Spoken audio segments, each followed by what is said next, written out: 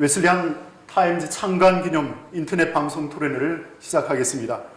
선택 2020 감리의 희망을 찾아서 올해 9월 29일로 예정된 감리의 선거에 대해 진단하는 인터넷 방송 토론회를 개최하게 되었습니다. 인터넷 방송으로 감리의 선거에 관해 토론하는 것은 감리회 내 언론으로서는 최초의 일입니다. 이번 토론회는 3차례에 걸쳐서 이루어지며 올해 감독회장 및 감독 선거와 관련해 전방위적으로 문제점을 찾아보고 함께 대안을 제시하는 기회를 마련했습니다. 오늘 이제 2차 토론회로 모였습니다.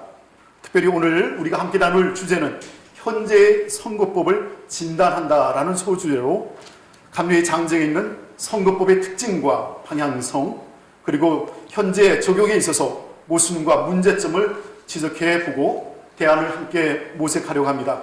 오늘 토론회는 두 분의 패널이 참석해 주셨습니다. 먼저 우리 성모 목사님 인사소개를 할까요? 안녕하세요. 성모 목사입니다. 네, 감사합니다. 우리 주영진 장로님도 소개를 해 주시기 바랍니다. 안녕하세요. 양문교회를 섬기고 있는 주영진 장로입니다. 그리고 저는 오늘 두 분의 패널과 함께 토론을 이끌고 진행하게 되는 곽일석 목사입니다. 반갑습니다. 성모 목사 반갑습니다. 네, 우리 장로님도 반갑습니다. 감사합니다. 네, 오늘 이제 이 토론회를 함께 이끌면서 나눌 여러 가지 많은 주제들이 있는데 조금은 핫한 이슈, 조금 이해가 또 다를 수도 있는 그런 부분에 대해서 먼저 말씀을 함께 나누고자 합니다. 최근에 선거를 치르고 나면 소송이 뒤따르는 게 관례였습니다. 감독회장 선거는 말할 것도 없고 연예 선거에서도 문제가 제기되어 재선거를 하는 그런 경우도 있었습니다. 이런 소송을 인해서 감리회의 신뢰도는 떨어질 수밖에 없었고 또 정신적으로나 경제적으로 많은 어려움을 겪게 되었습니다. 저는 이런 질문을 여러분에게 먼저 드려봅니다. 소송은 과연 선거법 자체가 문제이기 때문에 발생하는 것일까? 그리고 또 두 번째는 반대로 법을 지키지 않는 후보자들이 문제라면 이 문제를 어떻게 또한 해결해야 될까 생각을 하면서 많은 경우 교회법을 거쳐서 사회법에 가서 또 이기고 돌아왔을 때 참 여러 가지 많은 혼란에 빠지는 경우를 보게 됩니다. 최근까지도 여러 차례 이런 송사들이 이어지면서 교단이 참으로 어려움을 겪고 있는 이런 현실을 돌아보게 됩니다. 그런 상황에 대해서 조금 한번 성모 목사님 한번 얘기를 좀 해주시면 좋겠습니다. 지난 12년 동안 그 네 차례에 걸쳐서 선거 무효 혹은 당선 무효가 생겼습니다. 근데 주로 내용이 뭐냐면 피선거권의 문제이고 또 하나는 선거권의 문제입니다. 근데 이 피선거권 문제 같은 경우는 사실 선관위에서 접수하고 등록할 때 걸러내면 되는데 굉장히 어려운 거죠. 그러니까 결국은 전체 회의를 통해서 결의를 해서 받고 안 받고를 결정을 했는데 안 받은 경우는 거의 없어요. 네네. 안 받은 경우 거의 없고 결국은 선관위의 결정으로 한다라고 하면 소송으로 가기 때문에 그렇죠. 특히 이제 총특제로 가는데 미리 저는 그거를 선관위 전체위원회에서 거르지 말고 바로 등록하자마자 그 문제를 총특제에다가 판결로 그 자격 유무를 가려달라고 그렇게 하는 게 어떨까? 올해 보면 9월 8일부터 9월 9일까지 등록이고 9월 29일 날 선거입니다. 네네. 이 기간 동안에 저는 충분히 할 수 있다고 보거든요. 그러니까 총특제가 빨리 모여갖고 자격 문제만 다룬다면 가령 뭐 연급의 문제 혹은 지방 경계법 문제만 다루면 저는 이거 빨리 할 수 있다고 봅니다.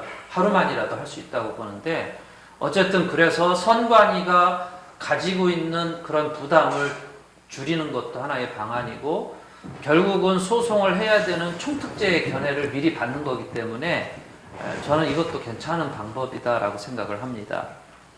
한 가지 질문을 또 네. 다시 드린다면 선관위 심사위원회가 있습니다. 예. 그 심사위원회가 이런 후보자의 등록의 전체를 이렇게 주관을 하는데 그 자격 여부도 판단을 하고 그것을 또한 심사해서 선관위 전체에 회고하게 되죠. 예.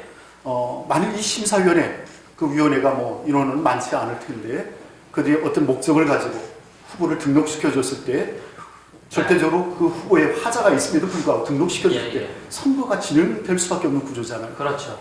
이 문제를 어떻게 해결해야 될까요? 저는 그 심사분과에서 그거를 결정하는 거는 굉장히 어려운 문제다라고 봅니다. 왜냐하면 소수이기 때문에 집중적인 비난과 공격을 받을 수 있습니다. 그래서 저는 이 문제를 심사분과위원이나 혹은 전체회에서 표결로 다루지 말고 바로 총특제에다가 판결로 자격 유무를 빨리 가려서 좀 늦더라도 네네. 그렇게 처리하는 게 훨씬 더 효율적이다라고 생각을 하는 거죠. 네네. 예. 감사합니다. 우리 장로님께서도 저는 말씀하실 것 있을 것 같은데. 네. 후보 등록을 이틀에 걸쳐서 받고요. 네네. 그다음에 이제 선거까지 기간이 길지 않습니다. 너무 좀 짧죠? 예, 짧고요. 그 기간 동안에 심의분과위원회와 선관위 전체 회의를 통해서 결정하는 데는 굉장히 어려움이 있고, 예, 그렇다고 해서 네네. 지금 총특제 미리 의견을 조회하는 부분에 대해서는 장정상 네네. 총특제가 소송과 재판을 담당하는 것이지 사전 유권 해석을 하는 기관은 아니거든요. 아니고, 예. 그래서 이제 그런 부분은 만약에 어차피 총특제로 간다 그러면 미리 의견을 듣고 하는 것이 더 안정적인 측면은 있기는 하지만은 그거는 이제 장정 개정 문제가 또 있어서 재판법 개정 문제가 있기는 합니다.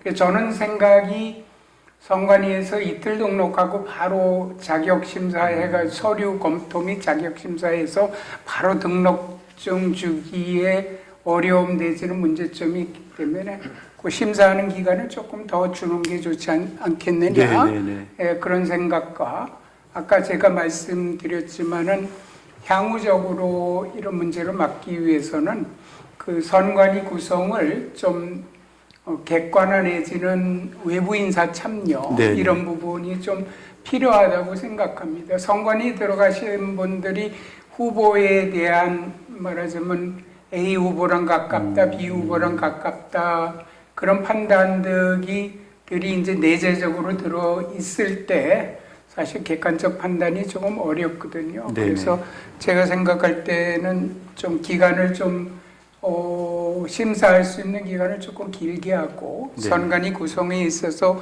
외부 선거 전문가를 좀 집어넣으면 어떻겠느냐 하는 그런 생각을 좀 해봤습니다. 네, 감사합니다. 한편 저도 이렇게 목회 현장에서 선거에 참여할 때마다 늘 곤혹스러울 때가 없지 않아 있는데 선관위가 특별히 그 심사위원회가 후보를 등록하는 그 과정에 있어서 무소불위의 어떤 권력을 가진 것 같기도 해요. 등록을 받아주는 어떤 절차적인 문제에도 뭐 문제가 있을 수 있겠지만은 분명히 누가 봐도 후보의 자격에 문제가 있는데 후보 당사들 간에 합의를 종용하기도 하고 때로는 또 등록을 받아주고 또 그렇게 선거가 치른 결과를 아무런 문제 없이 받아들이는 상황. 그 결국 선거의 출발점이라고 할 수 있는 후보 등록부터 문제가 있지 않나 그런 생각을 해봅니다. 그래서 저는 이번에 제33회 총회 선거관리위원회는 특별히 이 심사위원회 기능이 다른 어느 때보다도 중요한 때가 아닌가 그런 생각을 하고 있습니다. 무엇보다도 그런 어떤 관심에서 우리 성모 목사님 좀 더 말씀을 해주시면. 저는 그 선관위에서 네. 지금 4명의 후보 예정자들이 있잖아요. 4명의 후보 예정자들이 있는데 2강 2약으로 이렇게 분류가 될 수 네. 있습니다. 물론 2약이라고 하는 분들은 뭐 억울할 수 있겠지만 어쨌든 객관적으로 볼 때 2강 2약으로 이렇게 이제 구분을 할 수 있고요. 2강이라고 하는 분들은 한 분은 연급의 문제, 한 분은 지방경제법의 문제가 있어요. 물론 두 분 자신들은 문제가 전혀 없다라고 주장을 하지만 이게 굉장히 문제가 되고요. 일단 선관위에서 그 등록을 거부한다라고 하면 굉장히 혼란이 올 수도 있습니다. 왜냐하면 이 문제는 만약에 등록 자체를 거부했는데 네네. 이게 소송으로 가갖고 자격에 문제가 없다라고 한다면 이것도 심각한 문제거든요. 그러니까 아예 선거를 치른 다음에 네네. 자격 유무, 선거의 유무효를 따지는 것도 괜찮다라는 생각이 들고, 그리고 지금 선관위에서 만약에 등록을 거부한다라고 한다면, 만약에 거부되는 후보 예정자는 이 돌이킬 수 없는 피해를 당하는 거거든요. 그래서 이게 보통 뭐 선거중지 가처분 신청을 네. 하면 대부분 기각되는 이유가 그 후보자에게 돌이킬 수 없는, 회복할 길이 없는 피해를 주기 때문에 중지를 안 시키고 일단 네. 선거는 치르도록 주로 이제 판결이 그렇게 나더라고요. 그러니까 이 문제는 좀 선관위 자체 안에 네네. 한계가 있다라고 봅니다. 그분들이 이거를 뭐 우리 생각에는, 그리고 상대편 쪽에서는 저 사람 등록 거부해주면 얼마나 좋겠냐라고 그렇죠. 하지만 그거는 그쪽 생각이고, 네네네. 근데 이게 전체적으로 지금 하자가 있다라고 이렇게 일컬어지는 후보들이 일단 나올 예정이기 때문에 네네. 저는 선관위는 굉장히 지금 난감하다, 그런 위치에 있다라는 생각을 듭니다. 왜냐하면 일단 2강 중에 어떤 한 분이 당선이 된다 하더라도 지금 벌써 뭐 소송으로 갈 준비를 끝냈다라고 이렇게 네. 얘기를 하거든요. 네네. 그러니까 저는 반드시 음. 소송으로 갈 거라고 생각을 합니다. 아, 네. 이게 뭐 난감한 이야기인데. 난감한 이야기죠. 우리 장로님, 네네. 사실 요번까지도 소송이 가면은 감리교가 치명적입니다. 뭐 사실은 감독회장이나 감독을 두는 이유는 감리회를 위해서 하는 일인데, 네네. 감독회장과 감독을 두는 것 때문에 감리교가 어려움을 지금까지 겪었는데, 네네. 지금도 또 그걸 전제로 선거를 하게 되면은 진짜 치명적입니다. 제 생각에는 요번에 뭐 소송이 불가피하다고 하더라도 저는 이제 다음번 입법회의에서 사실은 이 문제는 선거법 개정만 가지고 해결이 네네. 안 됩니다. 네네. 왜 이렇게 금권선거나 부정선거 또는 자격시비가 있음에도 불구하고 이렇게 들이대느냐 네네. 하는 거는 감독회장과 감독의 권한이 너무 막강하기 때문에 그렇습니다. 감독회장이 되면은 받아야 할 급여, 그분이 가지고 있는 인사권, 또 행정상의 권한, 또 입법의 역량, 또 여러 개, 뭐 5개 네네. 이상의 위원회의 위원장이 당연직 되고, 위원장. 당연직 위원장이 되고, 거기서 오는 여러 가지 금전적 혜택, 이런 거를 포기할 수 없는 상황이거든요. 네네. 다른 타교단에 보면 총회장이 1년제예요. 이 4년은 좀 깁니다. 제 생각에는 이런 4년제 전임, 네네. 그리고 지금과 같은 권한과 금전적 혜택 내지는 특혜가 많은 상황에서는 이번 선거 소송으로 또 4년 갈 거고요. 또 다음 선거 또 마찬가지입니다. 네네. 그래서 저는 좀 이번 문제가 소송이 또 한 번 일어난다면은 다음에는 2년 겸임제라든가 이렇게 가도 저는 충분하다고 생각합니다. 간혹 2년 겸임제 하면은 뭐 감독회장이 힘이 없다 이런 얘기를 하는데 타교단은 1년 겸임이에요. 네네. 그리고 또 2년 그 겸임을 하더라도 또 감독회장이 감리계 모든 일을 관여하는 것이 아니거든요. 영적 지도자로서 존경받을 분이 있으면은 감리회 본부에 실무 스태프도 있고 각 분야별 총무들이 있기 때문에 그분들이 저는 감리회를 네. 잘 운영할 수 있다 이렇게 생각됩니다. 그래서 요번마저도 소송으로 얼룩진다 그러면 감리교를 위해서 다음번에는 2년 겸임제를 적극 검토해야 됩니다. 최근 몇 년 동안 2년 겸임제가 과반수 이상의 찬성을 얻었음에도 불구하고 그게 헌법에 규정되어 있기 때문에 3분의 2가 안 돼서 안 된 거고, 지난번 입법회의 경우에는 장개위원회 실수로 네네. 부칙을 안 달아서 상당한 논란을 겪었어요. 네네. 그럼에도 불구하고 과반수가 됐거든요.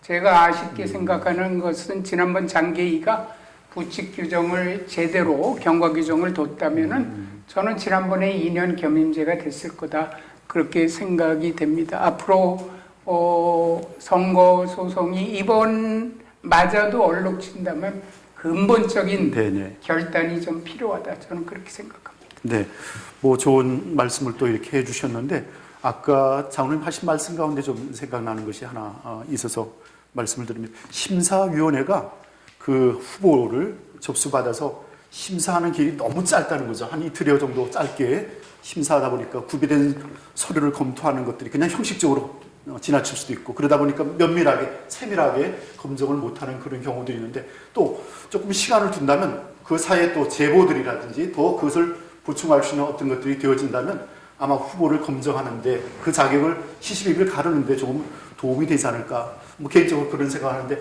그래서 심사 기일을 좀 연장을 하든지 충분히 둬서 애초 이 선거에 가장 중요한 것이 후보자잖아요. 그렇죠? 그 후보자를 올바로 세우고 게임을 해야 되는데 그렇지 않다라면 뭐 정말 문제가 있는 후보자가 많이 등판한다면 그 선거 자체가 왜곡될 수밖에 없는 구조겠죠.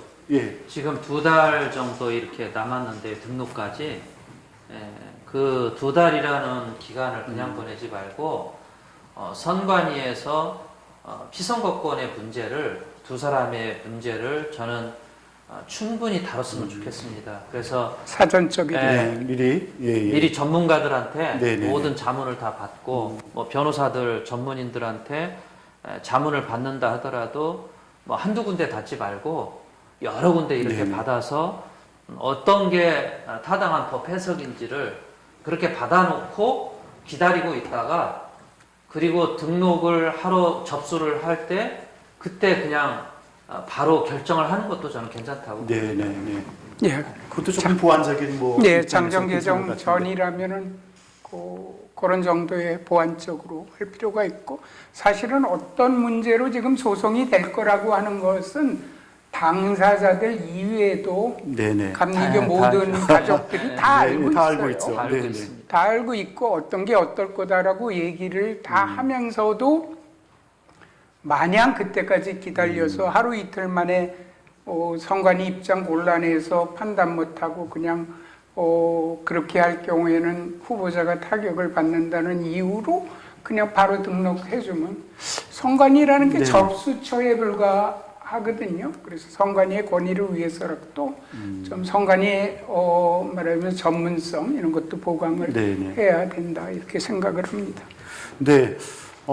이 선거법에 있어서 소송의 문제, 이건 뭐 심각한 우리 또 교단의 현실이라고도 할 수 있을 텐데요. 이런 소송이 자꾸 발생하는 원인들이 여러 가지 있을 것입니다. 1차 토론 때도 말씀을 좀 드렸지만, 은평동 지방의 그 선거권자들이 부담금을 기일 내에 납부하지 못한 상황에 무권 대리를 뭐 승인할 것이냐, 안 할 것이냐, 이것도 문제가 될 수 있고요. 또 뭐 지방의 차원에서 연예 대표를 뽑거나 뭐 다른 어떤 걸 할 때 위임장을 제출하는 그런 구조적인 문제. 또 최근 들어 미주 자치위원회가 코로나19 사태로 연회가 개최되지 못하고 아마 어젠가요? 7월 2일 네네 아마 온라인으로 이렇게 연회가 개최된다는 그걸 뭐 인정할 수 있느냐 없느냐 이런 문제까지 두루 문제가 될 수 있는데 한번 우리 송모 목사님께서 말씀해 주시죠. 저는 미주연회를 굳이 이렇게 끌고 갈 필요 없다고 봅니다. 미주연회가 그런 사정으로 안 된다고 네네. 하면 미주연회 빼고 가면 되죠. 빼도 되나요? 빼면 되죠. 오. 왜냐하면 예. 이게 지금 우리의 법으로는 그 투표권자가 결정되는 날짜가 있잖아요. 네네. 그때까지 결정이 안 되면 선거권자가 그러면 아웃되는 거죠. 7월 6일인가 그래서 지켜보자고 네. 선관위에서. 근데 저는 될 거라고 생각도 안 근데 되고요. 온라인에서 이렇게 투표해서 뽑은 그리고 온라인이라고 하는 그것도 미리 어떤 특별한 규정이 있다면 몰라도 그런 규정이 없는 상황에서는 그렇죠. 문제가 있고 특별히 미주 같은 경우는 뭐 자치연회다라고 해서 네네. 자기들 스스로 입법을 해서 아무런 입법 위에 추인도 받지 않고 자기들끼리 법을 만들고 자기들끼리 알아서 하는데 네네네. 어쨌든 우리 선관위에서 규정한 날짜에 선거권자가 결정이 안 됐다라고 한다면 굳이 그 사람들 끌고 갈 필요 없다고 봅니다. 그게 나중에 이제 무효 요인이 될 수도 있는 네, 거거든요. 그러니까 그 문제 될 거를 왜 끌고 가냐는 거예요. 그러니까 아예 빼고 가면 문제 안 되니까 빼자는 거죠. 그 장로님 이 부분에 대해서 그 말씀을 좀. 미주연의 부분은 예, 예. 뭐 그 정도로 하고요. 네네. 그건 뭐 큰 정책적인 문제도 있는 거고 아까 말씀하신 위임장 문제에 대해서는 어떻게 네네. 생각하세요? 위임장 문제. 네. 위임장 문제는 우리 장정에 그 의사 진행 규칙이 있습니다. 네네. 의사 진행 규칙에 보면 민법에 의하면 위임장으로 출석도 대신할 수 있고 결의도 대신할 수 있습니다. 민법에. 네네. 근데 민법의 또 다른 규정에 보면 특별한 규정이 있을 때는 거기에 따른다라고 합니다. 그러니까 각 단체 내에 네네. 특별한 조례나 혹은 규정이 있으면 그 규정을 따르는 거예요. 우리 장정은 의사진행 규칙이 있거든요. 네네. 의사진행 규칙이 뭐라고 얘기를 하냐면 결의는 현장에 있어야 된다라고 하는 겁니다. 현장에 있다라고 하는 거는 위임이 안 된다는 네네. 거거든요. 그래서 결의할 때는 반드시 현장에 있는 사람만 결의하게 되어 있는데 아시다시피 의사정족수가 있는 거 아니에요. 네네. 그래서 이게 지금 심각한 문제가 되고 있는 겁니다. 코로나19라고 하는 뭐 전 세계적인 문제 때문에 위임장을 받을 수밖에 없다라고는 하지만 네네. 그런 지방 몇 개 지방만 문제가 되고 있고 많은 지방들은 그래도 다 어떻게든지 마스크를 쓰든지 뭐 장갑을 끼든지 해갖고 나름대로 다 했습니다. 네네. 어떤 지방은 다 했는데 왜 어떤 지방은 위임장으로 처리를 하냐는 거죠.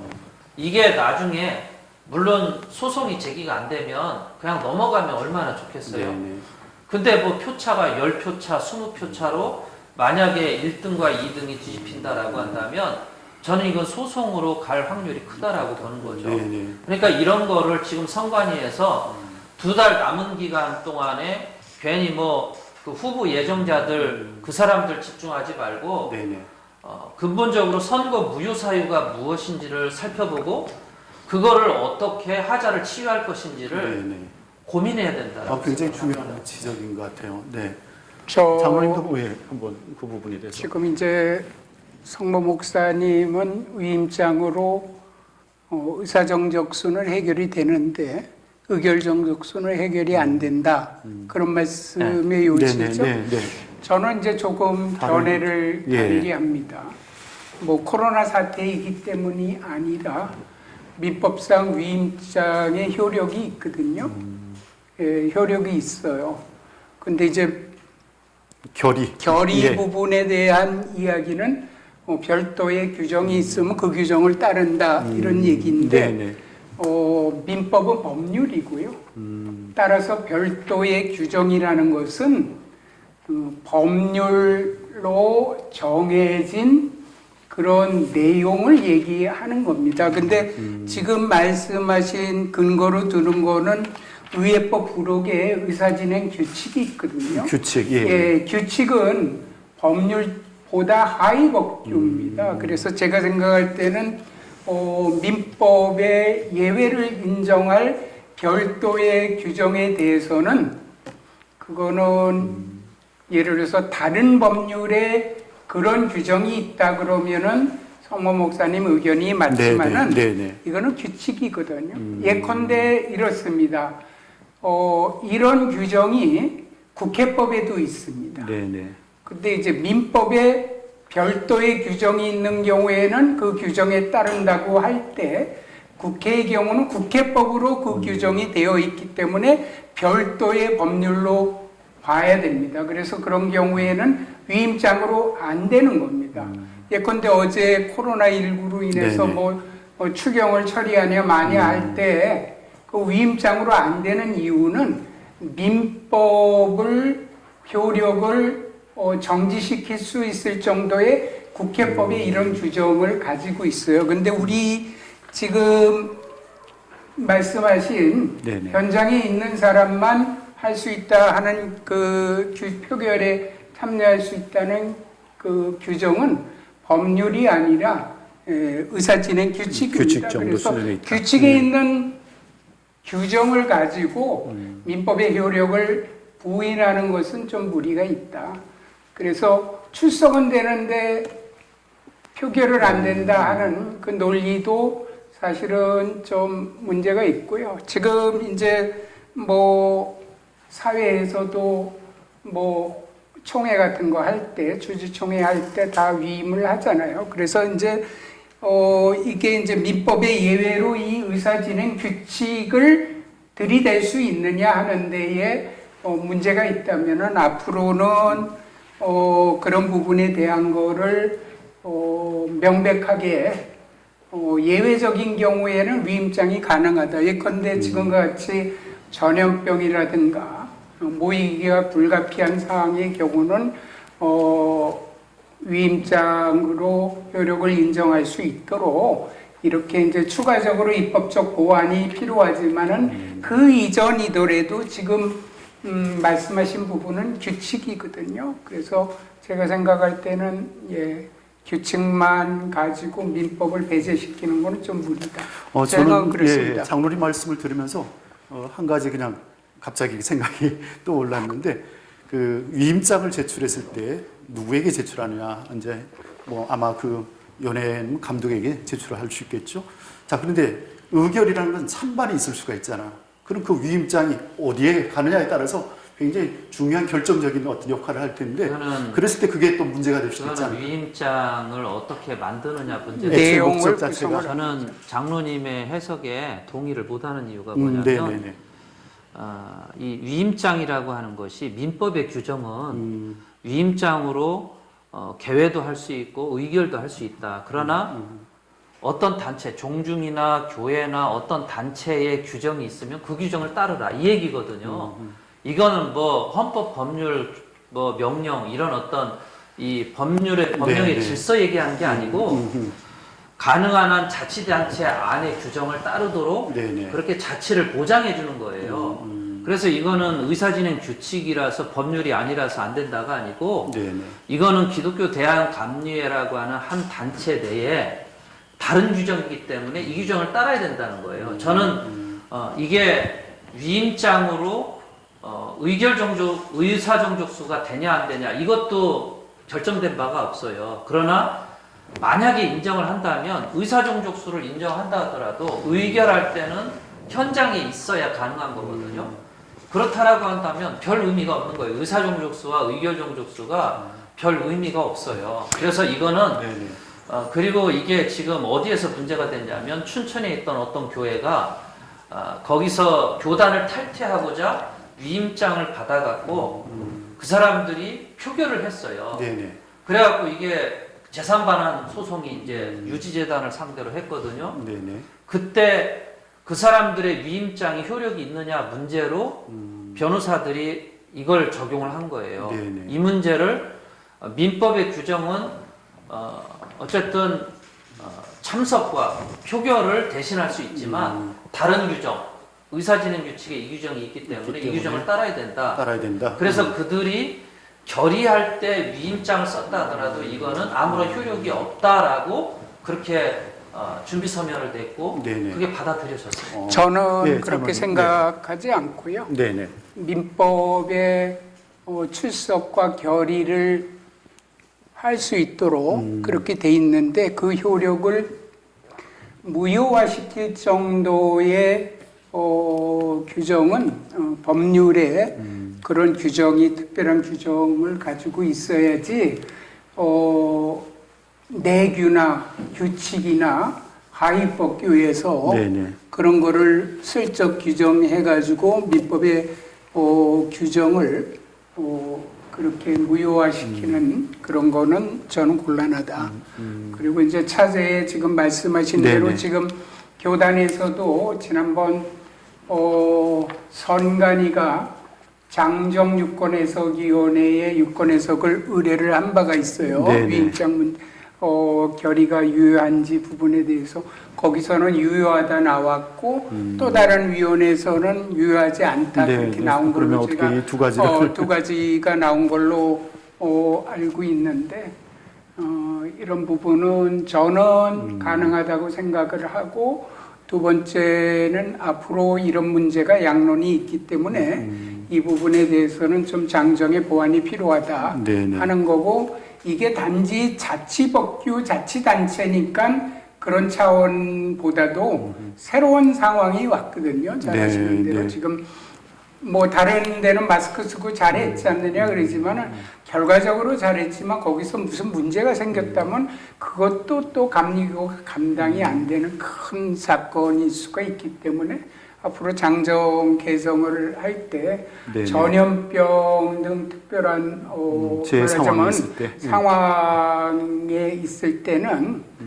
상황에 있을 때는 감독회의나 이런 데에서 네네. 그걸 위임장으로 할 수 있도록 이렇게 좀 하는 네네. 규정을 장정 보완이 좀 더 필요하지 않느냐 그런 생각을 아, 송모 저는 목사님. 네. 이게 의사진행 규칙으로 이렇게 돼 있기는 하지만 장정의 규정을 보면 이 의사진행 규칙이 의회법 제일 뒤에 나오거든요. 네네. 이거는 5대 의회, 당회, 구역회, 지방의 연회 총회라고 하는 이 회의에서 네네. 회의를 어떻게 진행할 거냐라고 하는 가장 중요한 원칙을 정해준 거예요. 그래서 이거는 규칙이라고는 했지만 장정의 이 단표시와 네네. 조항을 이렇게 보면요. 전혀 규칙이라고는 정해져 있지만 이게 헌법과 법률 밑에 있는 규칙, 명령이다라고 하는 거는 전 동의하지 못합니다. 그거는 이제 국회도 이제 국회법이 있고 국회 네네. 규칙이 있어요. 예, 규칙은 법을 위반할 수가 없게 하위법기로 되어 있고 이거는 의회법 뒤쪽에 있기 때문에 의회법의 한 조문이다 이렇게 보기보다는 부록이고 네네. 또 제목 자체도 이게 만약에 법이라 그러면은 의사진행법 이렇게 만들었을 겁니다. 이 규칙이라는 제목 자체가 규칙을 가지고 법적 성격이 있다. 의회법 뒤에 부록이 있으니까 그렇게 네네. 보는 거는 좀 무리이고요. 사실 이 의사진행 규칙이 굉장히 허술하게 돼 있었습니다. 2015년에 장기위에서 개정할 때 국회법을 많이 벤치마킹해서 당시 박경량 네네. 그 의원님하고 저하고 이 부분을 다듬었습니다. 근데 이 조항을 지금 이제 지금 의사진행 규칙 제21조 제1항 네네. 부분인데 이 부분이 말하자면은 민법의 위임장 문제 때문에 이 조항을 만든 게 아니에요. 예, 그래서 이 조항을 만들 때 초안을 하고 여기에 들어갈 때 박경량 목사님이랑 저랑 손을 봐서 네네. 이렇게 의회 구조기 때문에 규칙을 하나 만들자 할 때 의회법 밑에 국회 의사규칙을 만드듯이 이제 규칙을 만든 거다 하는 말씀드리고 네네. 지금 성모 목사님 의견도 그런 의견이 있을 수가 있습니다. 그래서 양론이 있기 때문에 제가 제안하는 것은 다음번 그 입법회의에서 이런 부분도 좀 더 명확하게 할 필요가 있다 하는 말씀을 제안하는 걸로 네. 제 의견을 얘기를 제출하겠습니다. 또 좀 많이 이렇게 해 주셨는데 뭐 조금 더 뭐 보충할 게 계시나요? 아니요. 이건 그러시지 뭐 않고. 견해 차이니까 네네. 뭐 더 이상 얘기해도 예, 네. 그렇습니다. 자, 그러면 우리 이 선거법과 관련해서 또 소송의 문제가 계속 이어지는 이런 현실에서 이 절차적인 것들 이거 굉장히 중요하게 생각하고 있습니다. 지난번에 그 선관위에서 말씀하기는 연회 회의록들을 다 제출하라고 그래서 그 결의 과정에 혹시라도 문제가 있는지 미리 좀 걸러보고 뭐 선거를 치러놓고 선거가 원천적으로 무효가 되는 그런 원인들이 된다면 크게 문제가 되지 않을까. 그건 그래서 그거는 제가 지난번 네네. 그 전명구 감독회장 선거 무효를 하면서 서울 남연의 문제가 됐던 거예요. 네네. 이건 선거권의 문제였습니다. 그렇죠. 선거권의 문제였고 그게 평신도 선거권자는 연회에서 지방에서 올라온 걸 연회에서 동의 제청을 한 다음에 그걸 받아들여야 되는 거거든요. 그렇죠. 근데 그 과정이 없었어요. 지방에서 연회 평신도 대표를 올려 보냈는데 본회의에서 이거를 어떻게 지방에서 이렇게 연예 대표가 올라왔습니다. 네. 이걸 어떻게 할까요? 그러면 그대로 받기를 동의합니다. 제청합니다. 좋으시면 예 하세요. 뭐 아니면 아니요 하세요. 이런 과정이 없었던 거예요. 그것조차도 아예. 그게 없었기 때문에 결의가 없었다는 거죠. 네. 평신도 선거권자는 연회에서 결의하게 돼 있는데 장정에 연회에서 결의가 없었기 때문에 평신도 선거권자가 결의가 안 됐다는 거죠. 네. 결의가 안 됐으면 선거권자가 없는 거죠. 그래서 그게 이제 무효 사유가 된 거예요. 그게 핵심적인 사유였습니다. 네. 그래서 결국 서울 남연회 때문에 감독회장 선거가 무효가 됐던 거거든요. 결국은 이 선거권 문제와 피선거권 문제가 가장 핵심적인 문제고, 그렇죠. 이 피선거권 문제는 지금 그 두 분의 자격의 문제에 지금 얘기들이 나오는 거기 때문에 이 문제는 어쨌든 해결을 해야 될 것 같은데 해결하기가 난감한 문제가 있다는 거죠. 네. 근데 보통 선거 무효가 될 때는 이건 중대한 하자가 돼야 됩니다. 우리가 볼 때 뭐 선거권 몇 명, 몇십 명, 그런 정도로 뭐 100명이라 하더라도 네. 1등과 2등의 표 차이가 뭐 200표다. 많이 날 경우는 뭐 그러면 선거의 결과에 영향을 끼치지 못하면 네. 무효가 안 돼요. 우리가 볼 때는 어떻게 이런 그렇죠. 게 무효가 안 되냐 이렇게 얘기를 하는데, 그러나 일단 선거법이나 이런 법을 법원에서 판단하는 걸 보면 선거의 결과에 영향을 끼칠 때 네네. 그때 선거 무효가 되는 거예요. 근데 우리 감리회에서 4번이나 네네. 감독회장 선거가 무효가 돼갖고 당선 무효가 돼갖고 4번이나 돌아왔다라고 하는 거는 이건 심각하고 중대한 하자가 있었다는 거죠. 네네. 근데 그 책임을 누가 져야 되느냐? 선관위가 져야 되는 거죠, 당연히. 그러니까 선관위가 네네. 지금 남은 2달의 기간을 그냥 보내면 안 된다라고 생각을 합니다. 네네. 무효 사유가 있다면 그걸 빨리 찾아서 어떻게든지 그 무효 사유를 없애는 방법을 생각을 해야 되고, 네네. 2달 동안 그냥 기다리기만 하면 된다가 아니라 적극적으로 찾아내서 문제가 없는지 저는 지방별로 다 찾아봐야 되고 그렇게 해서 하자를 치유해야 된다라고 생각을 하는 거죠. 네네. 장로님, 그러면 뭐 이런 또 절차적인 문제가 또 선거 무효의 원인이 되기도 했다라면 또 이제 뭐 선거가 가까이 다가오고 있는데 또 다른 어떤 문제들이 있을까요? 네, 아무래도 이제 돈 선거가 걱정이 되죠. 이제 본격적으로 들어가기 전부터 뭐 캠프에 누구누구가 들어갔다 이런 얘기 소문이 많이 있습니다. 네네. 지방별로 뭐 어느 장로는 어느 캠프다 이런 얘기가 있을 정도인데 그 활동에 따른 돈 선거가 이제 걱정이 됩니다. 그래서 네네. 저는 뭐 조금 강하게 했으면 좋겠어요. 그렇지 않고는 이번에도 소송이고 또 다음에도 또 소송이 분명하다, 저는 그렇게 생각을 하는데요.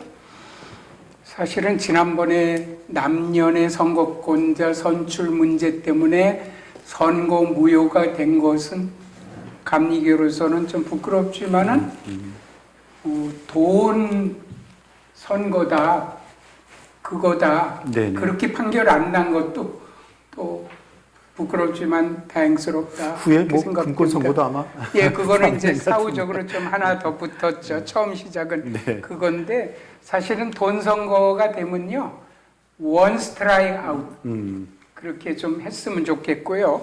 그게 대법원 최종 판결까지 나오면은 저는 당선 무효까지 되면은 출교도 시켜야 되고요. 해악을 감리에 해악을 끼친 정도가 보통이 아니거든요. 네네. 그리고 은급도 정지시켜야 됩니다. 네, 그것도 하나의 좋은 또. 공무원도 뭐 잘못하면요, 연금도 이렇게 그렇죠. 수혜에서 정지가 배제하고. 되고 그러는데 조금 뭐 강한 얘기일지 모르지만은 감독회장과 감독이 감리교를 바르게 이끌고 영적 지도자로서 존경을 받아야 하는데 네네. 이런 소송으로 얽히다 보니까 감리교는 왜 그래? 이런 얘기 많이 듣거든요. 최근에도 그런 얘기도 많이 들리고 있지만은 이게 감리교 교인이 네네. 전반적으로 다른 교인도 줄어들고 있기는 하지만은 이게 감리교 교인의 전반적으로 줄어드는 추세에 네. 영향을 미쳤다. 저는 그렇게 생각하고 그러한 책임이 있는 사람들이 그 책임이 확정이 될 때는 네네. 출교도 각오하고 응급 수급 자격 정지까지도 각오해야 한다. 그런 정도의 강력한 생각이 없이 또 이번 선거를 맞이하고 또 4년간의 지리한 선거 싸움이 또 가고, 그래서 감리교의 위상이 추락이 되고, 네네. 그리고 또 다음 선거를 맞게 되면은 사실 종교개혁 시대보다도 더 심각한 개혁이 필요한 상황이 아닌가 이렇게 생각이 돼서 좀 격한 표현일지 모르지만은 그런 각오를 가지고 선관위도 네네. 후보자도 해야지. 등록하면은 선관위에서 뭐 그냥 이틀 만에 그거 못하니까 또 어느 변호사는 맞다 그러니까 그냥 넘어가고, 그리고 선거 치르고 또 소송 4년 걸리면은 4년 동안 임기 다 끝나고, 그리고 그때 무효 판결 나면은 뭐 4년 다 하게 된 거거든요. 그래서 이런 부분 좀 더 강력하게 네네. 좀 감리교회가 그런 각오는 좀 해야 되지 않을까 하는 말씀을 좀 드립니다. 네, 우리 장로님 뭐 정말 강력한 또 경고이면서도 이렇게 각오를 말씀해 주셨는데, 우리 성모 목사님 뭐 한 가지. 예. 지난번에 그 4번의 선거 무효가 돼서 돌아왔는데, 3번째 선거 무효는 전용재 감독회장이 돈 써갖고 이게 총특제에서 무효됐거든요. 네네. 그 다음에 지난번에는 이제 전명구 감독회장이 돈 쓴 것이 이제 했던 그것도, 거고, 네네. 저 역시 이제 그 문제를 했는데, 재판부에서 선거 무효를 할 때 네네. 근권 선거는 아예 뺀 거예요. 일부러. 왜냐하면 확실한 선거 무효가 있는데 뭐 이거는 그냥 제껴두고 그냥 네. 한 겁니다. 네. 근데 나중에 이제 이성현 목사가 네. 이제 했던 것이 이제 무효, 그게 이제 받아들여진 건데, 결과적으로 지금 문제가 뭐냐면 우리 선거법의 뭐 특징 중에 하나인데, 돈을 달라고 그래요. 와서 돈을 달라고. 네. 돈을 달라. 그래갖고 다 옵니다. 그래갖고 돈 안 주면 당신 돈도 없으면서 왜 출마했냐 이러고 그냥 망신을 주고, 네네. 그리고 뭐 내가 선거권자 50명 있으니까 뭐 2당 얼마씩 해갖고 뭐 몇 억을 달라는 돈, 뭐 이런 소리들을 하는 거예요. 근데 이제 그런데 문제가 뭐냐면, 네네. 준 사람은 처벌이 되는데 준 사람은 무효가 되고 당선 무효가 되는데, 받은 사람은 받은 사람은 아무런 처벌 규정이 없나요? 처벌 규정이 없죠. 그러니까 그거는 금품을 네. 수수할 때는 준 사람 받은 사람 다 마찬가지예요. 저는 네. 받은 사람, 요구한 사람이 중요한 책임이 있다. 그래서 선거 때 금품을 요구하거나 또 준다고 받은 사람들을 그냥 넘겨서는 안 됩니다. 아마 네네. 장정에 그런 규정이 없다면 다음 입법에 있더라도 해야 돼요. 사회에서도 뇌물 그렇죠. 수수 준 사람 받은 사람 다 요구한 사람 처벌받지 않습니까? 네네네. 그래서 좀 강력한 자정 의지가 있어야 이번은 혹시 좀 그렇게 가더라도 다음에는 그런 선례가 생겨서 돈 주고 돈 받는 선거는 안 된다. 지금 사회 선거도 처음에 고무신 선거 이런 게 있었잖아요. 근데 네네. 지금 그런 게 많이 없어졌습니다. 그래서 경비 문제도 또 있기도 하지만은 선거 공영 문제도 하고, 또 이렇게 돈을 쓰게 되면은 교회 헌금을 갖다 쓰는 문제도 있으니까 선거 공영 문제도 하고 돈 안 쓰는 쪽으로 가야 되고, 오히려 이제 정책적으로 이제 정책 선거 쪽으로, 돈 네네. 선거에서 네. 정책 정책 선거로. 선거로 네. 방향을 잡아야 돼. 우리가 필요한 사람은 감리의 영적 지도자이지 네네. 정치인이 아니거든요. 그래서 저는 그런 점을 좀 강조하고 싶습니다. 저는 뭐 한 가지 이렇게 기억이 있는데, 소위 성모법이라 혹시 들어보셨어요? 성모 처단법이라 그래요. 성모 처단법. 예전에 입법총회 갔었는데 그때 통과가 됐던 법이죠. 교단법을 거쳐서 이제 사회법을 하는데, 그렇지 않고 바로 가거나 거기는 패소할 경우 무조건 출교. 출교한다는 법이었습니다. 그 얘기를 듣고서 그때 뭐 소위 성모 처단법 정확하게 말씀해 주셨는데 이 부분에 대해서 한번 좀 이렇게 뭐 얘기 좀 해주시죠. 일단은 그 출교만 있는 그 조항은 위헌입니다. 위헌. 위헌이고 이미 총특제에서 네네. 지난번 이성현, 김재식 목사를 출교시킨 거에 대해서 그거를 무효로 맞아요. 이렇게 바꿨습니다. 예. 어쨌든 입법위에서 만든 법을 위헌이라고 해서 그거를 바꿀 수 있는 거는 사회심판법에서도 국회에서 만든 법을 뒤집을 수 있는 유일한 것은 헌법재판소에서 뒤집는 거거든요. 네네. 마찬가지로 총특제에서도 그거를 한 겁니다.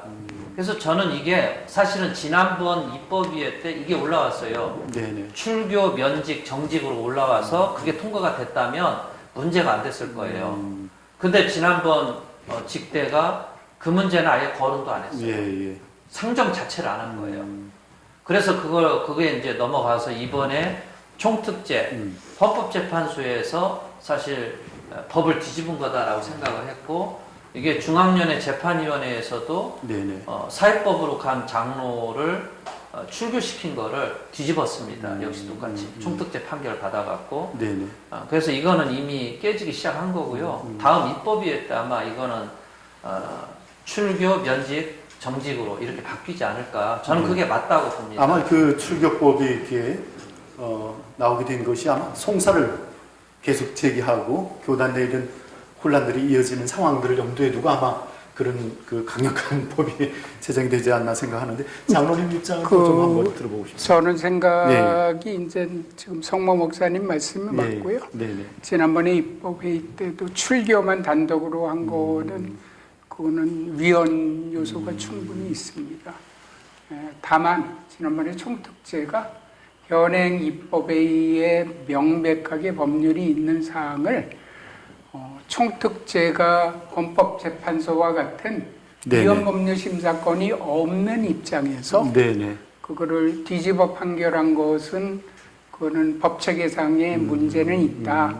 그러나 내용적으로는 상당히 네네. 공감하는 내용이다. 그래서 다음번 입법회의나 장기를 통해서 그런 부분은 선택적으로. 예컨대 요새 동성애 부분도 네네. 정직, 면직, 출교 이렇게 네, 선택이 있어서 범과도 동일한 범과여도 경중이 있죠. 경중이 네. 있고 사안이 있고 그래서 그런 거를 한꺼번에 고려해서 판단할 수 있도록 네네. 이렇게 장정이 보완이 돼야 된다 하는 말씀. 네. 혹시 뭐 얘기가 이렇게 많이 이제 토론이 이렇게 이어지고 있는데 우리 교단 선거법이 이제 운영되어지면서 이건 상식인데, 근데 오히려 우리 교단에서는 지켜지지 않는 그런 운영 규정들이 있다라든지 이것이 오히려 선거를 방해하거나 또 송사의 원인이 되거나 뭐 이런 어떤 혹시 한 가지 뭐 더 이렇게 짚고 넘어갈 것이 있을까요? 일단 우리 선거법에서는 그 지방의 연회 총회에 뭐 이렇게 광고를 한다든가 화환을 보내는 거, 네네. 그거는 또 허용을 했어요. 허용을 했는데 사실 그 일반 실정법상 선거법에서는 화환 보내는 거 이런 거 금지돼 있거든요. 그렇구나. 네네. 광고하는 거 이런 거 예, 개인적으로. 근데 우리는 그걸 놔뒀어요. 왜냐하면 제가 볼 때 그거는 어느 정도 네. 요 정도는 우리가 해야지 사실은 그 여러 가지 지방이나 연회가 돌아가는 거 아니냐 이런 의미에서 한 것 같은데 네, 그렇게 열심히. 좀 약간 이해할 수 없는 그런 부분들도 있어요. 광고도 예. 대신에 뭐 무제한으로 허락한 건 아니고 아마 100만 원 이상은 안 되게 네, 그렇게 네. 좀 절충적인 측면이 있습니다. 그래서 장로회라든가 남성계 여성교회에서 선교대회를 한다든가 수련회를 할 때 교회에서 광고가 이제 필요한데 교단의 감독이나 감독회장 할 사람은 오히려 도와줘야 되는데 네. 도와주는 거를 못하게 하니까 그런 문제가 있어서 아마 작년에 그런 입법회의에서 그런 조항을 만든 것 같습니다. 그거는 뭐 현실적인 문제를 법규화한 거다. 그래서 한번 좀 지켜볼 필요는 있습니다. 네, 이제 마지막 토론 주제로 좀 넘어갈까 합니다. 선거 운동에 관한 그런 이야기인데요. 주객이 전도됐다, 뭐 이런 말이 있습니다. 이 감리의 선거법은 이 부정선거를 방지하는 데 이렇게 집중하다 보니까 오히려 후보자를 알리는 데는 한계가 많다, 어려움이 많다, 이런 얘기를 들었습니다.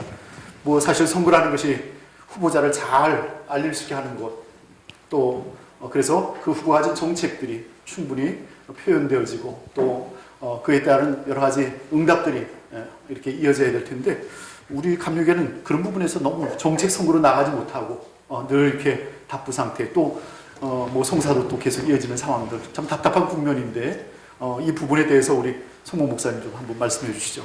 일단은 선거운동 과정에서 일어나는 그 위반 사항들을 총회 특별심사위원회에 바로바로 고발 조치를 해야 되는데, 네네. 제 기억으로는 고발 조치된 적이 없습니다. 한 번도. 분명하게 문제 제기는 했거든요. 네네. 근데 한 번도 고발된 기억이 없어요. 뭐 고발 조치를 했다라는 말도 들어보지를 못했고, 근데 분명히 그 우리 선거법에 보면 총회 특별심사위원회에 즉시 고발한다라고 써 있거든요. 근데 고발한 적이 없어요. 네네네. 이거는 선거관리위원회에서 직무 유기하는 거죠, 사실은. 사실 바로 고발 조치를 하고 선거운동을 중단시켜야 되는 거예요. 중단까지? 예. 중단을 시켜야지 네네. 어쨌든 문제를 바로 잡는 거기 때문에.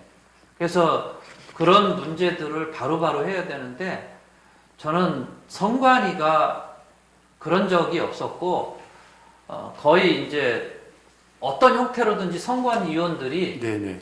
그 후보들하고 연관이 돼 있어, 학연으로 혹은 뭐 어떤 관계로 연관이 돼 있어갖고 그런 문제조차도 결국은 전체 회의로 넘겨서 표결하고 네네. 표결로 그냥 다 부결시키는 이런 그러니까. 결과를 계속 가져온다는 거죠. 네네네. 그러니까 어떻게 보면 저는 그 선관위원들 같은 경우는 진짜 특별히 이렇게 고발 조치 안 한다든가 그런 데는 평신도들만 했으면 좋겠어요. 평신도들. 오히려 목회자들은 이게 학연으로 다 연관성이 너무 많으니까. 연관이 돼 있어갖고 네네. 아니면 뭐 법조인들한테 특별히 뭐 부탁을 한다든가 해서 그래도 학연의 자유로운 평신도들이 하는 게 어떨까 그런 생각도 네. 해봤습니다. 감사합니다. 그 부정선거를 우리가 감시한다는 것은 굉장히 중요한 우리 관심이라면, 또 한편으로는 또 적극적으로 자신을 홍보할 수 있도록 길을 열어줘야 되는데, 지금 이번에 현재의 선거법은 그런 면에서 굉장히 이렇게 후보들이 하소연하고 있는 것 같아요. 아무것도 못하는 상황. 이 부분을 어떻게 좀 극복하고 또 적극적으로 또 정책 선거로 나아갈 수 있을지 한번 좀 말씀을 해주시죠. 지난번에도 말씀드렸지만은 사실은 돈 선거를 정책 선거로 바꾸려 그러면은 그러한 활동을 할 수 있도록 선거법이 보장을 해줘야 됩니다. 지금 초등학교도 반장 선거하려면 토론회 하고 정견 발표회 하는데, 감독 선거 할 때 정책 협의회 하지만은 정책 발표회 하지만은 토론이 이루어지지 않고 있거든요. 네네. 저는 다양한 토론이 이루어져야 된다고 봅니다. 최근에 특히 이제 언택트 시대에 맞아서 이런 유튜브라든가 또 감리 교인들에게 의견을 전파할 수 있는 기회가 돈이 없어도 충분합니다. 네네. 카메라 하나만, 심지어는 핸드폰 하나로 가지고도 갈 수 있는데요. 그러면 충분히 자신의 입장을 홍보할 수도 있고요. 또 하나는 선관위가 주관이 돼가지고, 혹 선관위가 소극적이라고 하면은 네네.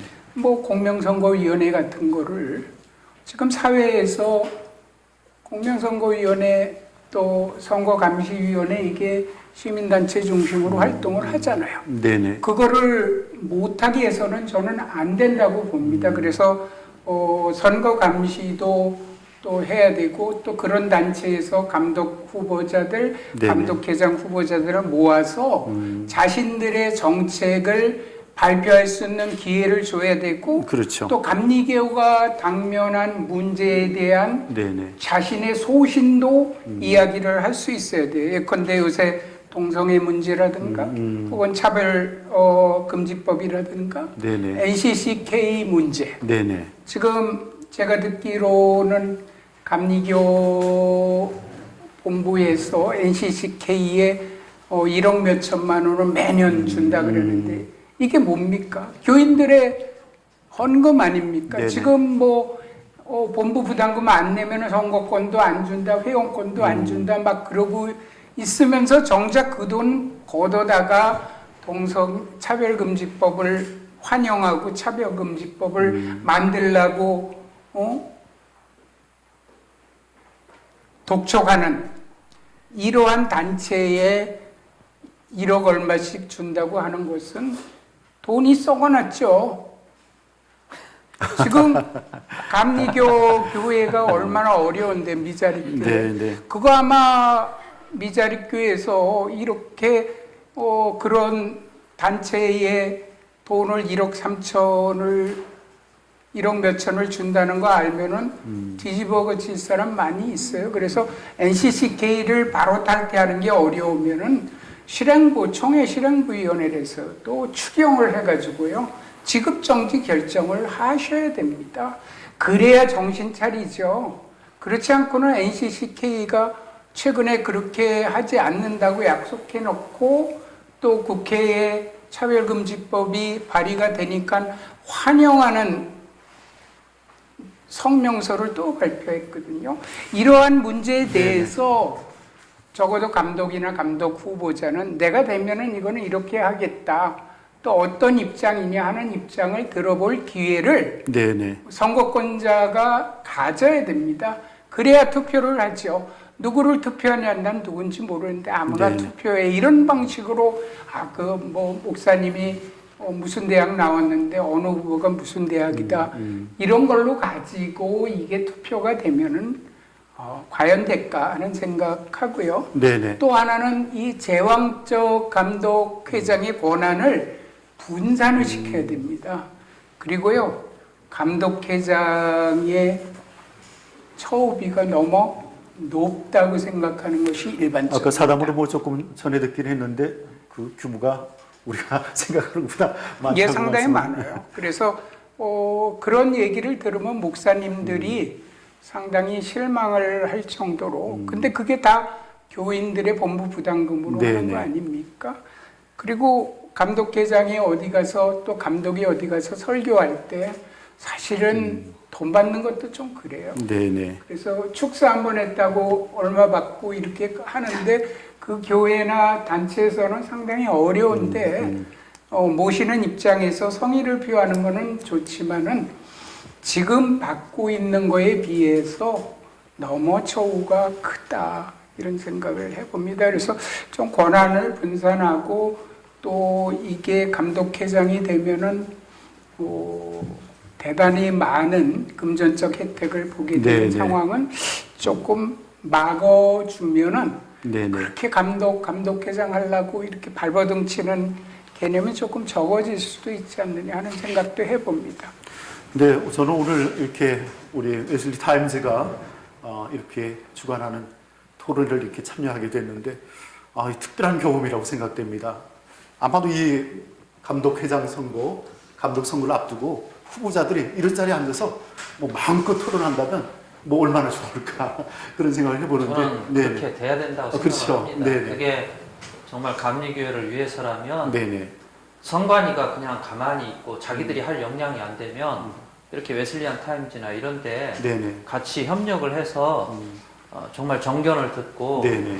자기들이 어떻게 할 것인가를 들어보고 정말 이슈에 대한 그런 동성애 문제라든가 네네. 이런 거에 어떤 태도를 갖고 그렇죠. 있느냐. 네네. 그래서 그 태도에 따라서 선택할 수 있는 이런 기회를 줘야 된다라고 생각을 하는 거예요. 네네네. 그러니까 선관위가 저는 선거법 장정에 있는 선거법을 뭐 2년에 한 번씩 바꾸지 않더라도 선거 시행 규칙으로 충분히 할 수 있거든요. 네네. 시행 규칙으로도 뭐 온라인 토론회 그거는 선관위에서 어쨌든 허락한다든가 주관하는 토론회는 뭐 횟수에 상관없이 할 수 있다. 뭐 이렇게 한다든가 해주면 충분히 할 수 있는 거거든요. 예, 지금은 뭐 선거 기간을 이렇게 설정해 놓고 문자도 하루에 한 번 네. 그렇게 보내라고 하는데 문자도 저기 9시부터 10시부터 안 되죠? 9시까지 전에 하면 걸리는 거예요. 그것도 또 승인을 받아서 보내야 되는 거고 예, 그러니까 뭐 10시에 보냈다 그래서 걸리면 그것도 선거법 위반이요. 예, 선거법 위반인데 어떻게 하는지는 안 나왔어요. 네. 꼼짝 마라. 아니 어떻게 해야 근데 될지는 이제 안 나왔어요. 하여간 네네. 어쨌거나 예. 돈 쓰는 선거에서 정책 선거로 바꿔야 되고 그 정책 선거로 바꿀 때 감리 교인들의 현안에 궁금하게 생각하는 현안에 대해서 네네. 선거권자가 충분히 알 수 있는 기회를 줘야 된다. 그것이 이제 규칙이 됐던 선거법이 됐던 그런 제도적 장치를 마련을 해야 되고 네네. 선관위가 공명선거 감시라든가 무슨 토론회 하는데 하지 말라 쪽으로 가게 되면은 네네. 그건 관리자 중심이고 그렇죠. 그래서 관리나 감독 중심의 어떤 그런 선관위 운영보다는 책임감을 가지고 영적 지도자를 선출할 수 있도록 그런 환경을 조성하고 그런 거를 권장하고 네네. 오히려 뭐 그런 거를 더욱 권장하는 것이 좋은 영적 지도자를 선출하는 데 도움이 되지 않겠습니까? 네네. 장로님 뭐 100번 옳으신 말씀이라 생각이 됩니다. 이렇게 벌써 약속한 시간이 이제 다 되어 가는데요. 오늘 토론을 좀 정리할까 생각을 합니다. 짧게라도 오늘 이렇게 토론에 참여하셨는데 뭐 소회를 잠깐 말씀해 주실까요? 뭐 너무 좋은 시간 주셔서 감사하고요. 네네. 저는 사실 저보다도 후보자들이 나와서 하는 게 저는 이게 맞다라고 생각합니다. 네네. 후보자들이 나와서 좀 이렇게 자기 정견도 발표하고 서로 토론회를 해서 상대방을 공격하면서 상대방에 있는 거를 드러내도록 네네. 그런 게 굉장히 중요하다고 보고요. 그리고 이거는 흥행에도 상당히 도움이 돼야 됩니다. 흥행에도. 그리고 이게 사실 뭐 기독교 방송이나 이런 메이저 방송, 이런 작은 온라인을 통해서라도 이렇게 할 때 네네. 감리교 감독회장 감독 선거하는 거 대단하더라.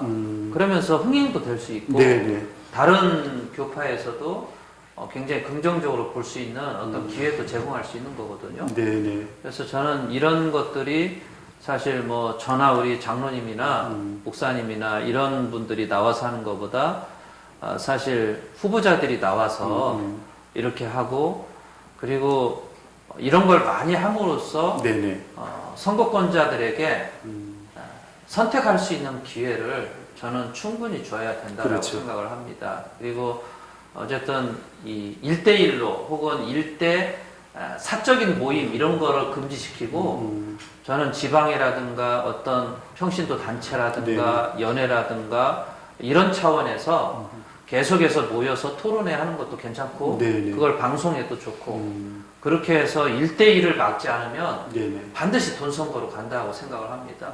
개인적으로 후보가 찾아왔는데 빈손으로 왔어요. 그러면 아마 목회자들, 평신도들 다 뭐라고 할 거예요. 네네. 빈손으로 왔다고. 그리고 돈 없어서 그럽니다. 그러면 돈 없는데 왜 나오냐고. 돈 없는데 왜 출마하냐고 이러고 혼나기나 하고 그런 거 없어져야 된다라고 생각을 합니다. 네, 감사합니다. 우리 장로님도 오늘 이렇게 토론에 참여한 앞으로 소회를 이런 좀. 기회가 좀 더 많아졌으면 좋겠고 다양한 매체에서 우리 기독교 타임즈도 있고요. 또 여기 웨슬리안 타임즈도 있지만은 또 여러 교계 언론사가 있는데 그런 데서 그런 걸 권장을 해야 되고 그런 부분에 대해서 선관위가 네네. 열린 마음을 가지고 있어야 한다. 예컨대 선거에 관해서는 우리 위에는 입을 닫아라 이렇게 하고 있는 방식은 적절하지 못하다. 이런 기회를 통해서 앞으로 네네.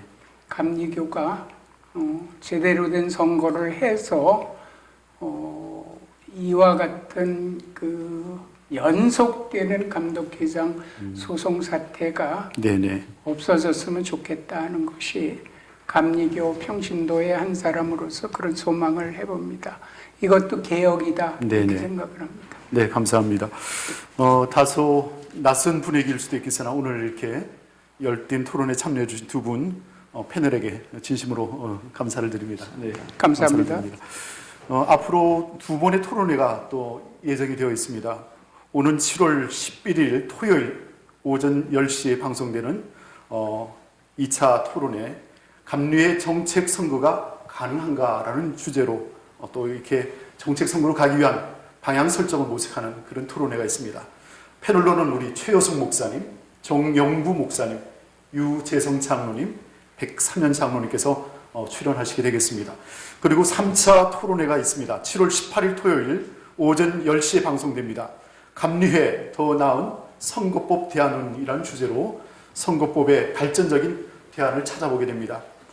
이제 이런 남은 토론회까지도 성공적으로 잘 이렇게 운영이 되어져서 우리 감리교회 선거가 또 우리 감리교회 이 선거 문화가 조금은 또 발전되고 또 새로워지는 그런 계기가 되었으면 하는 생각을 가지고 있습니다. 오늘 웨슬리안 타임즈 창간을 기념하는 기획 특집으로 마련된 선택 2020 감리회의 희망을 찾아서는 이 토론회가 이제 마칠 때가 되었습니다. 바른 선거를 위해서 또 바른 선거의 방향을 위해서 함께 생각해보는 좋은 기회가 되었습니다. 시청해 주신 모든 여러분에게 감사를 드립니다. 고맙습니다. 우리 인사하겠습니다.